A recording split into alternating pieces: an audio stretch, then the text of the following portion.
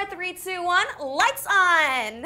Hai everyone, senang sekali bisa kembali di acara Bicara Cinta. Hari ini aku punya bintang tamu yang spesial banget, yang jujur aku belum pernah ketemu secara langsung sampai hari ini. Tapi beberapa minggu yang lalu aku akhirnya ngeberaniin diri untuk reach out ke dia via Instagram. And now here she is, Angela Gilsha. Hi. How are you today? I'm feeling great.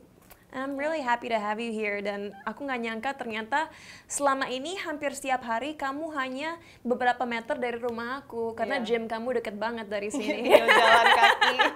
Tapi sekarang karena aku udah kenal kamu, kalau sempat dan aku juga di rumah, let's have lunch together habis olahraga. Ayo, awesome. But you know, we have so much to discuss today. Aku nggak sabar. Ini salah satu episode terseru buat aku kalau secara pertanyaan yang udah aku buat. But before we continue, gimana kalau kita main game dulu? Ayo, let's go. Okay, time for spin the wheel. Alright, we have a new game today, namanya Spin the Wheel. Okay. Tapi kayaknya kamu gak usah terlalu khawatir. Ini hanya supaya kita bisa mengenal kamu lebih jauh lagi. Do it. Okay. Makan 1 sendok buah markisa. Enak dong. So, buah markisa ini paling enak kayaknya di Bali deh. Iya. Karena kalau setiap ke hotel di Bali kayaknya mereka nyuguhin ini. Pasti nyediain markisnya. Dan orang kadang-kadang suka jijik karena mereka mungkin mikirin ini kayak telurnya katak Iya, telur gitu katak. ya. But it's actually really yummy. Kayaknya ini belum mateng, tapi Soalnya ada orang yang jijik. it's actually sweet. It's actually really yummy. So don't underestimate buah markisa.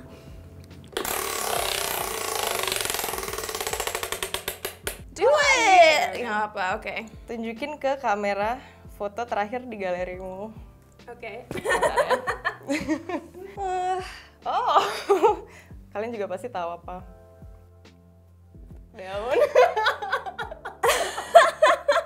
Bener nggak sih kamu suka ngomong kepada tanaman-tanaman kamu? Ngomongnya sewajarnya ya, kayak, Iya. kamu kok cakep banget sih. Terus kalau misalnya ada yang nggak numbuh-numbuh, ayo dong tumbuh dong, masa segitu doang, kayak gitu-gitu aja sih. Nggak yang kayak curhat gitu, nggak. By the way, tapi teman-teman di rumah harus tahu, ini sama sekali bukan hal yang aneh. Karena sebenarnya udah ada beberapa studi yang menunjukkan kalau kita bicara kepada tanaman kita, like kita bilang I love you, Bener. you're beautiful, Bener. you're amazing, mereka tumbuhnya jadi lebih lebat dan lebih sehat. Benar, ngaruh banget. Again? Lagi. Oke. Udah.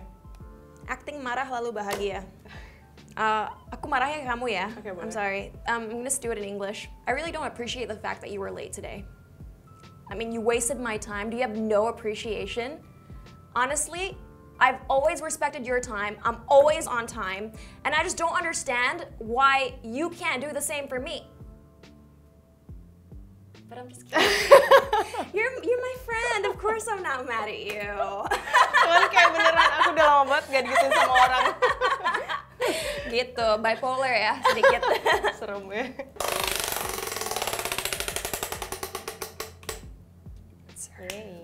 Saya melakukan vegan challenge karena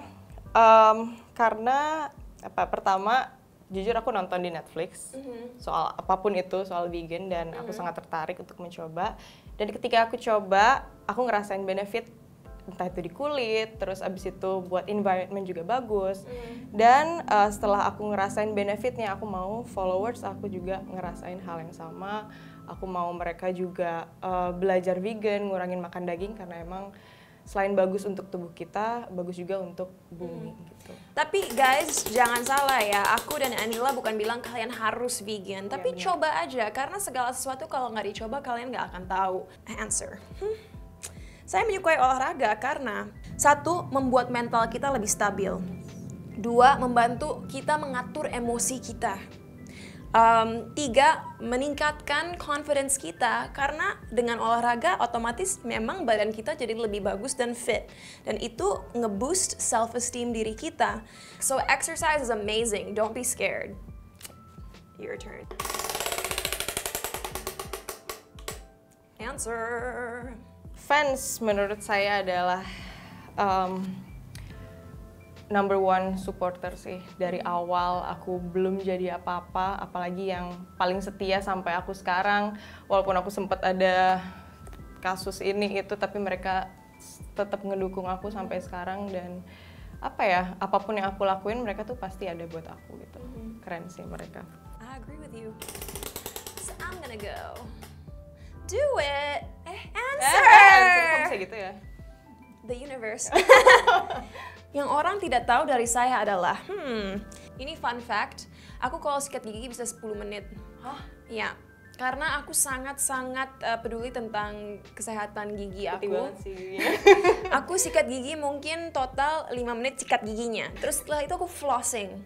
Kenapa flossing penting guys? Karena kalau kalian ingin gusi kalian sehat dan gak ada plak-plak gigi, harus ngefloss 2-3 kali per minggu. Setelah itu aku punya water jet. Water jet itu pembersih air yang bisa membersihkan sela-sela gigi.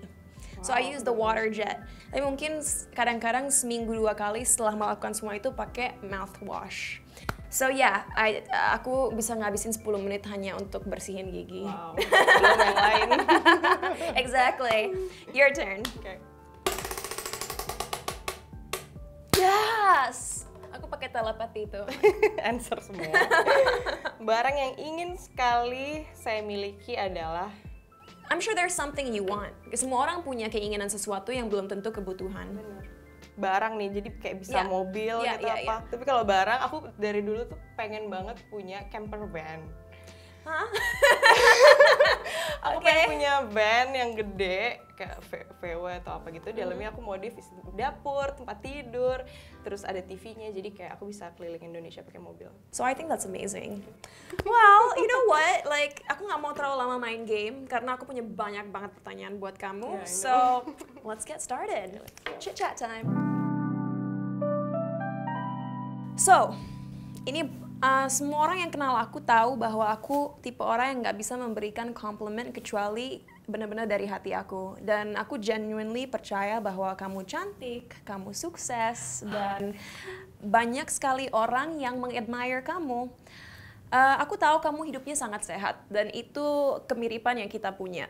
Tapi kita semua tahu yang ada di industri entertainment bahwa dunia sinetron kalau secara cara kerja ya sangat tidak sehat. And it's totally the opposite from what you stand for. So kenapa akhirnya kamu mau masuk dunia sinetron? Karena jujur bagi anak Bali yang nggak tahu apa-apa soal entertain, jadi dari awal tuh aku nggak bener-bener buta lah soal entertain, aku nggak tahu sama sekali. Kayak jadi modeling agency aku yang di Bali kenalin aku sama manajer yang di Jakarta.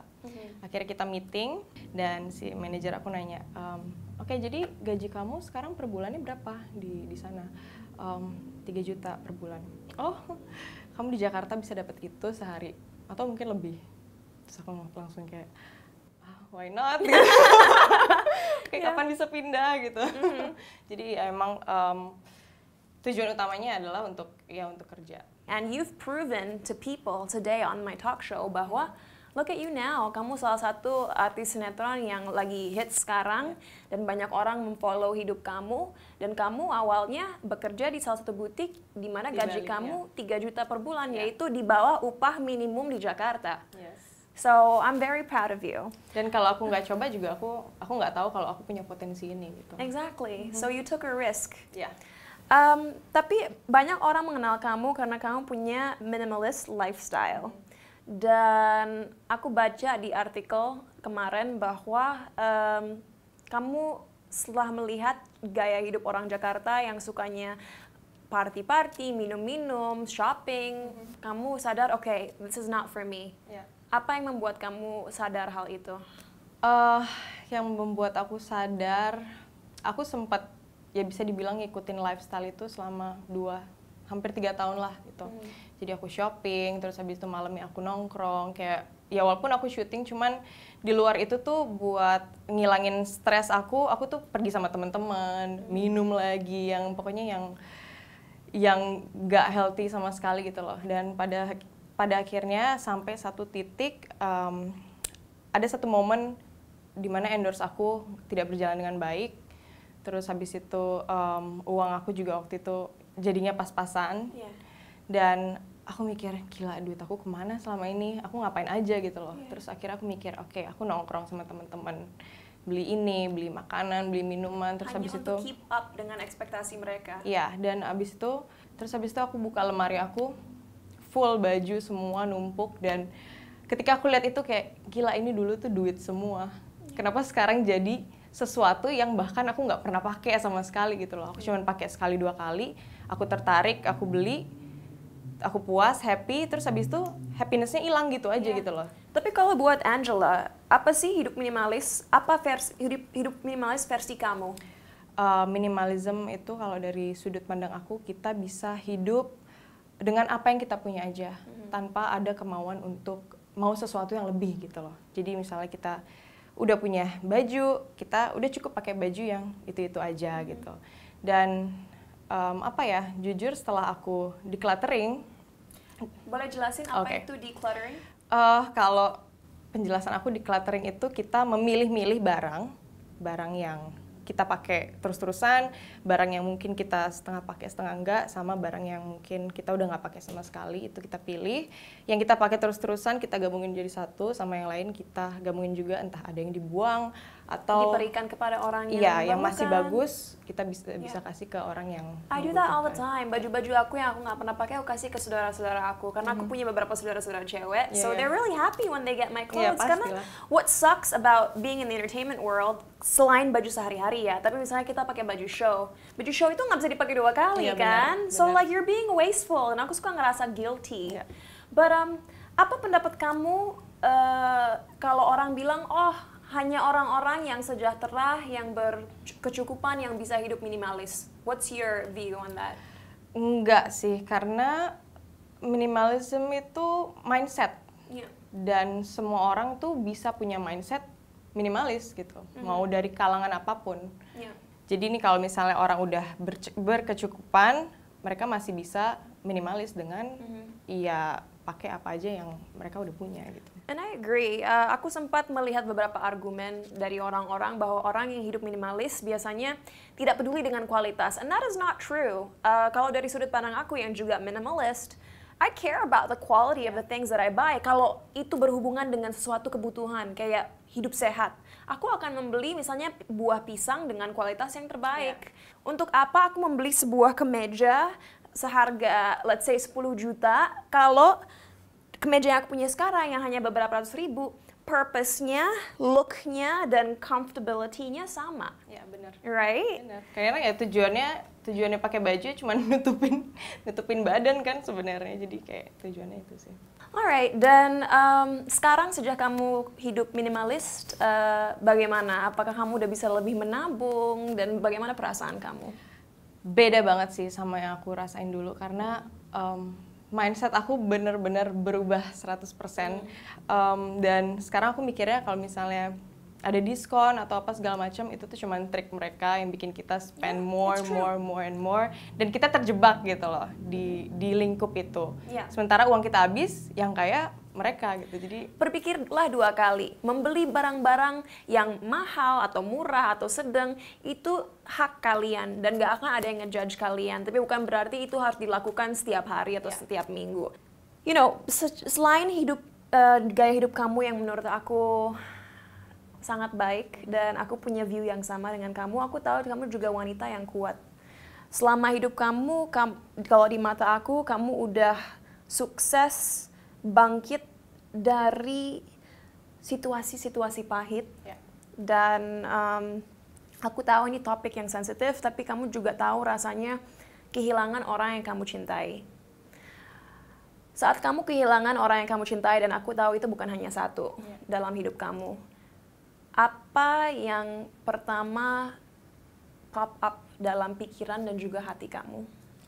Pernah nggak sih mimpi ada orang yang pergi di dalam mimpi kita, terus kita tiba-tiba bangun kayak, untung cuma mimpi. Tapi pada saat itu, aku udah tampar muka aku sendiri, aku nggak bisa bangun karena ya it's reality, dan aku harus jalanin apa yang aku harus jalanin gitu loh. Aku nggak bisa skip bagian ini gitu. Dan that's the saddest part. And apa yang Angela baru mention itu adalah sebenarnya salah satu dari 5 tahap kesedihan. Sebenarnya banyak teori psikologis di luar sana. Ada juga 7 tahap kesedihan. Tapi hari ini kita akan ngomong 5. Dan sebenarnya Angela baru mention yang pertama, yaitu penyangkalan, denial. Denial adalah dimana kita berpikir, oh, that person's not gone. Orang itu tidak pergi kok, masih ada dalam hidup aku. Iya, Is that what you experience? Benar banget. Boleh nggak cerita sedikit aja, bagaimana denial buat kamu? Denial itu kadang waktu itu aku masih ngerasa kayak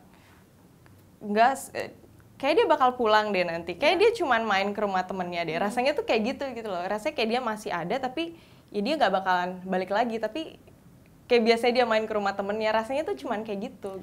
Apakah kamu setelah dari denial, kamu masuk ke tahap anger atau kemarahan? Iya. Dan itu tahap kedua guys, di mana seseorang either menyalurkan frustasi atau kemarahan mereka kepada orang lain atau marah sama diri mereka sendiri. Aku marah sama Tuhan. Okay. Marah sama keadaan. Yeah. Kenapa dia? Kalau Tuhan ada, kenapa Tuhan nggak bantu dia? Kenapa nggak tolong dia? Kenapa nggak bikin dia hidup lagi atau apa gitu kan? Kayak marah banget sama keadaan. Kenapa harus keluargaku? Kenapa harus keluargaku yang ngalamin gitu loh? Aku nggak bisa lihat papa nangis, mama nangis kayak gini. Itu terberat. Aku marah banget sama Tuhan, marah sama keadaan. Aku nggak bisa bersyukur pada saat itu karena aku ngerasa kayak apa yang perlu disyukurin? Tuhan jahat. Kayak gitu. Dan dari situ kamu masuk fase ketiga nggak sih, yaitu menawar, di mana kamu bilang kenapa nggak ambil aku aja, atau ambil ini aja, atau ambil itu aja. Benar, berkali-kali aku bilang kadang sambil nyetir kayak Tuhan kenapa sih nggak panggil aku aja gitu loh. Aku lebih tua gitu, aku juga lebih banyak pengalaman hidup, kenapa harus dia yang belum jadi apa-apa gitu loh. Kayak banyak banget. But then I'm sure kamu merasa depresi. Yeah. Dan berapa lama kamu merasakan depresi itu? Jadi untungnya dulu zaman aku awal masuk entertain aku sempat depressed juga kan. Depresi ringan lah aku didiagnose. Karena aku ngerjain hal yang aku nggak suka, bukan passion aku. Nah, aku udah sembuh dari situ. Akhirnya aku depressed lagi nih gara-gara hal ini. Tapi untung depresi yang aku di masa lalu itu ngebantu depresi yang sekarang. Jadi anggap aja aku udah dipersiapkan di masa lalu untuk kejadian yang sekarang. Jadi bisa dibilang aku lumayan cepet healnya. Kan kejadiannya Januari, Februari, Maret, April, 3 months ago. Ya, jadi bulan April tuh yang terparah. Paling down itu April. Jadi akhir April tuh udah benar-benar mendingan banget sampai sekarang. Tapi bagaimana di bulan April itu akhirnya kamu masuk fase kelima, yaitu acceptance, penerimaan. Apakah kamu mikir, oh, aku udah mempunyai 23 tahun di mana aku bersama orang itu, dan aku bersyukur akan tahun-tahun yang udah aku punya dengan orang sama dia. Or apa acceptance atau penerimaan versi kamu? Apa ya? Yang kata orang-orang bilang dan aku ngerasain sekarang, time will heal. Itu benar banget. Kayak dari awal pelan-pelan kita tuh nggak mungkin ngerasain anger yang sama terus tiap harinya.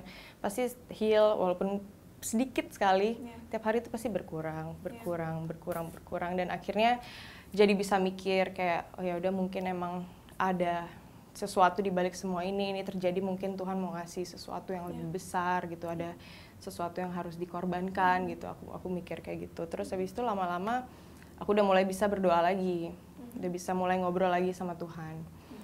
Terus habis itu ada teman aku ngajak meditasi, ayo Angel coba meditasi lagi, siapa tahu kali ini bisa gitu kan. Akhirnya aku coba meditasi lagi dan aku tuh sampai lupa cara berdoa karena saking aku marahnya sama Tuhan, aku udah nggak pernah berdoa lagi semenjak kejadian itu. Jadi lebih nyaman untuk aku nulis di kertas. Aku tipe yang maksudnya kalau misalnya aku mikir, aku tuh lebih enak nulis dibanding aku mikirin kan. Jadi aku tulis apa yang aku rasakan sekarang, semua banyak banget tuh. Sama apa yang ingin aku buang dari diri aku sekarang.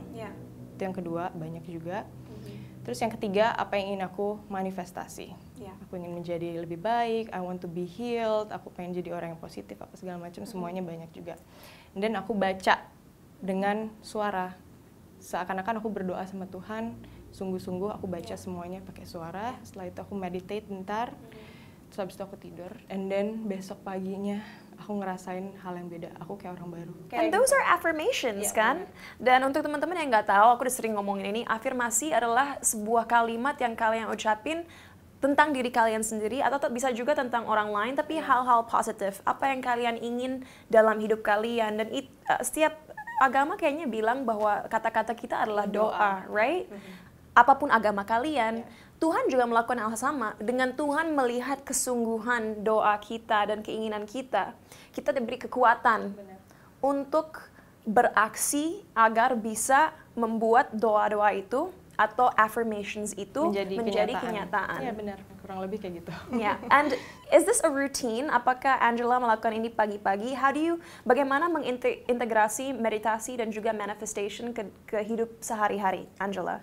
Aku sebenarnya cuman meditasi biasa sih, kayak fokus sama pernafasan, karena emang dari syuting apa segala macam pulang ke rumah aku bener-bener butuh itu, dan ternyata efeknya tuh sama banget kayak obat penenang, kayak sama banget, jadi bener-bener tenang, abis itu tidur pules. Jadi apa ya yang aku tangkep selama ini, semakin kita pasrah sama hidup, semakin kita berserah, itu apapun yang kita mau itu akan semakin mendekat sama kita, ngerti gak sih? Absolutely, dan yang Angela deskripsikan tadi itu adalah bisa dibilang the law of attraction. Dimana kalau kita terus berpikir negatif dan merasa depresi dan mengundang kesedihan ke dalam hidup kita, itu yang akan kita dapatkan. Tapi kalau kita memilih untuk mempunyai mindset yang sehat, mindset yang positif dengan cara sholat, ke masjid, ke gereja, menulis, percaya nggak percaya, dan aku percaya, juga percaya bahwa the positive things you want, hal-hal positif yang kalian inginkan akan datang ke dalam hidup kalian. Karena kita berdua percaya setiap agama mengajarkan suatu hal yang baik. Ya. Dan pertanyaan aku selanjutnya adalah, aku tahu alam itu berkontribusi kepada healing kamu. It's also cara kamu meditasi. Apa sih yang membuat alam atau nature sangat penting buat kamu, dan kenapa kamu cinta banget sama alam? Yang bikin aku cinta banget mungkin karena aku lahir besar di Bali kali ya, jadi dari kecil itu udah ketemu pantai, terus habis itu sering dibawa liburan ke Bedugul, lihat pohon-pohon segala macam ya.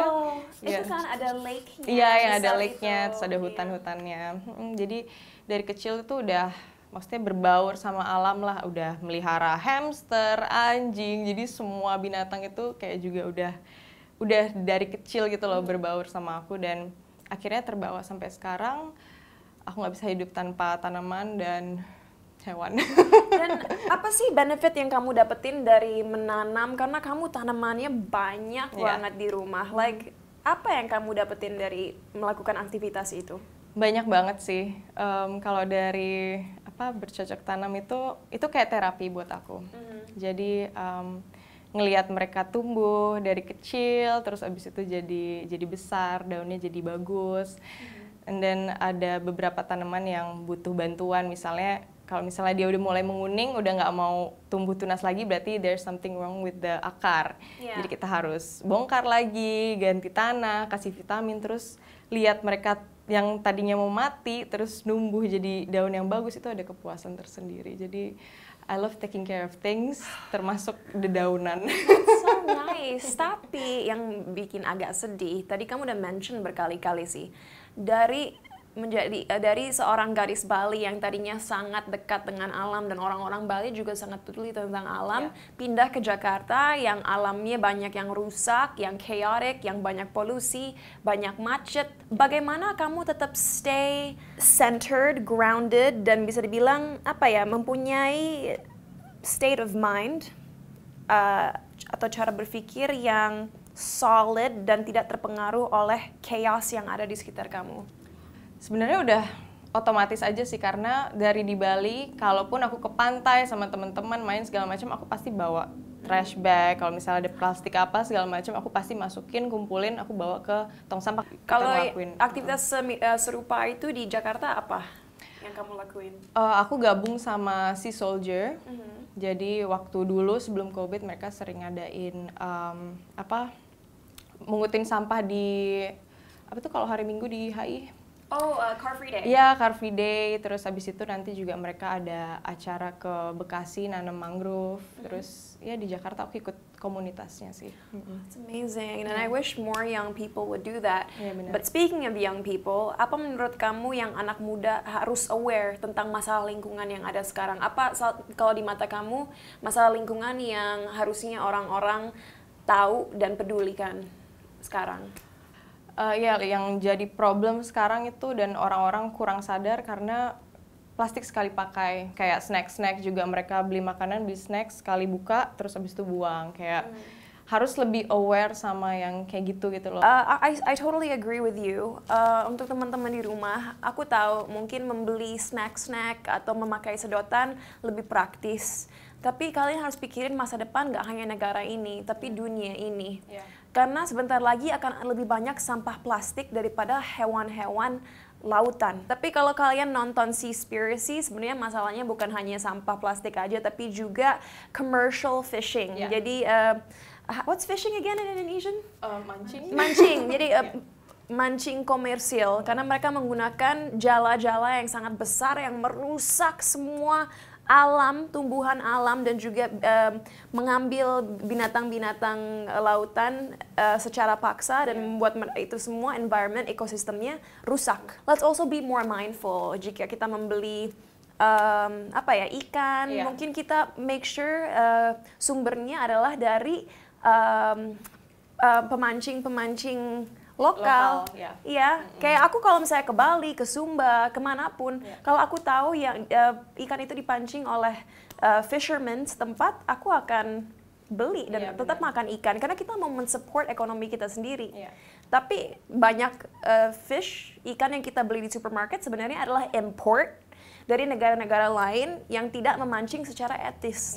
Jadi belilah produk yang sudah dibuat atau ditangkap secara etis. Ya, banyak kok yang lokal. Iya.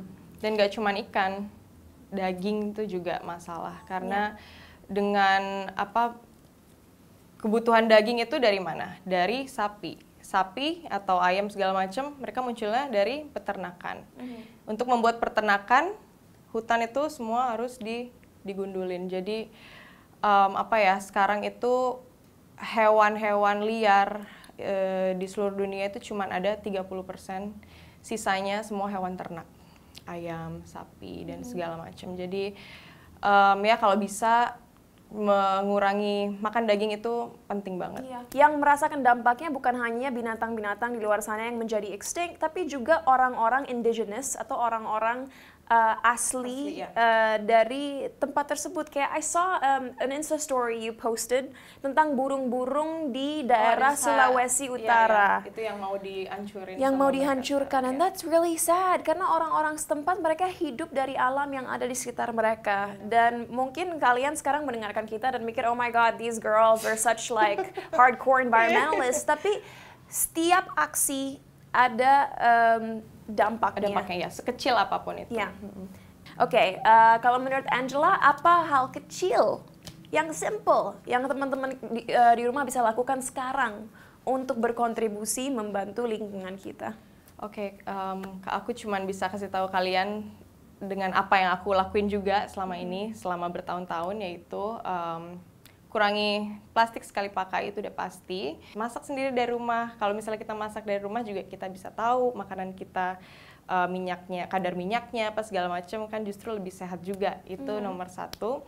Terus abis itu yang penting itu kalau misalnya kita belanja ke supermarket atau ke pasar itu kita harus bawa tas belanja kita sendiri. Karena di pasar-pasar, warung-warung itu masih belum aware. Mereka masih pakai plastik sekali pakai untuk bungkus sayuran dan segala macam. Terus untuk kalau misalnya kalian beli bakso atau apa, kalian bawa tempat makan sendiri, jangan diplastikin pokoknya. Dan itu sebenarnya lebih higienis juga. Jadi pokoknya intinya ya aku tahu kalian pasti ngertilah gimana caranya untuk mengurangi penggunaan plastik. Dan yang paling penting juga coba pelihara tanaman. That's so true. But sebelum kita mengakhiri chit-chat kita hari ini, apa perubahan terbesar dari dalam diri kamu yang kamu lihat sejak kamu meditasi, manifestasi, dan juga mendekati diri ke alam? Oke, banyak banget sih sebenarnya. Apa ya, semenjak hari itu yang aku tulis manifestation, aku udah lupa rasanya stres, aku lupa rasanya depresi, aku bener-bener kayak orang baru sekarang. Nah, kalaupun aku capek atau stres dikit karena mungkin ke-trigger sesuatu, aku pasti larinya ke berdoa dan meditasi. Dan setelah itu pasti rasanya fresh lagi, kayak itu tuh obat buat aku gitu loh, meditasi. Dan apa ya, sebenarnya banyak banget yang terjadi, kayak hal-hal kecil aja. Aku baru mikirin sesuatu, gak lama kemudian aku dapet. Kayak waktu Deddy Corbuzier kan sempat ngasih aku kamera kan. Itu nggak lama lalu, kayak bulan lalunya, aku sempat mikir kayak, aku beli kamera aja kali ya buat ngevlog apa segala macam. Terus nggak lama, out of nowhere, seorang Deddy Corbuzier ngundang aku dan ngasih aku kamera. Itu dari mana gitu loh. So nice. Kayak hal-hal kecil seperti itu. Kayak aku nonton Puella, kayak lucu juga sih kalau aku diundang one day. Dan I'm here. Exactly, and that is how powerful. Itulah sebagaimana kuat doa kalian. Tapi nggak hanya berdoa ya, mengambil aksi agar doa kalian bisa menjadi kenyataan. Akan terlihat kok results-nya. Dan terakhir, apa tips Angela untuk teman-teman kita di luar sana yang mungkin juga pernah mengalami hal yang sama seperti Angela, ditinggal orang yang mereka sayangi tapi nggak tahu gimana caranya bangkit? Ya pokoknya gimana ya, harus belajar ikhlas. Aku tahu ini susah banget untuk ikhlas, tapi ya kita semua pasti bisa mencoba untuk ikhlas, untuk melepas semuanya. Dan yang paling penting itu ya berdoa sih, karena emang Tuhan yang punya kuasa, Tuhan yang ngasih cobaan, dan Tuhan juga pasti akan membantu. And that's so beautiful. And on that note, thank you so much Angela udah mau datang hari ini dan sharing tentang pengalaman kamu, tentang pendapat kamu, dan aku yakin banyak teman-teman kita di rumah belajar banyak hari ini. Untuk teman-teman yang masih mungkin kurang yakin dengan apa itu meditasi, apa itu manifestasi, akan ada link di description section di mana aku akan memberikan kalian link kepada konten meditasi yang bisa kalian ikuti sebagai beginners, dan itu pun cara aku pertama mulai, and feel the difference. Dan mulailah menulis segala sesuatu yang kalian rasakan, dan tulislah doa-doa kalian kalau kalian nggak tahu mau berdoa untuk apa. Dan kita doakan kalian bisa melalui atau mengovercome segala kesulitan yang kalian punya dalam hidup kalian. And on that note, again, thank you so much. You're awesome. Kita akan work out dan hang out bareng lebih banyak setelah ini. Dan untuk teman-teman di rumah, jangan lupa untuk selalu nonton Bicara Cinta setiap hari Minggu. See you guys next week. Bye!